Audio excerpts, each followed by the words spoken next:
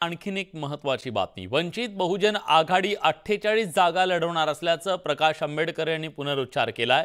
भाजप विरोधात लढणारे पक्षापेक्षा कुटुंबाला प्राधान्य देत आहेत। एकत्र येऊन आणि आक्रमकपणे लढणं अपेक्षित असताना केवळ कुटुंबाला प्राधान्य दिल्यामुळे त्यांच्यात एकी होणार नाही। त्यामुळे राज्यात 48 जागा लढवण्याची तयारी ठेवा, अशी भूमिका वंचित बहुजन आघाडीचे प्रमुख प्रकाश आंबेडकर यांनी व्यक्त केली। तर आता निश्चितपणे प्रकाश आंबेडकर यांच्या या भूमिकेने महाविकास आघाडीमध्ये काहीशी चिंतेची लकेर उमटलेली असणार, कारण गेल्या लोकसभा निवडणुकीमध्ये वंचित बहुजन आघाडीमुळे अनेक ठिकाणी महाविकास आघाडीला म्हणजे विरोधकांना काँग्रेस राष्ट्रवादीला मोठा फटका बसलेला होता। बाळासाहेब आंबेडकर हे सुद्धा डॉक्टर आंबेडकरांच्याच मार्गाने जाणारे त्यांचे नातू आहे।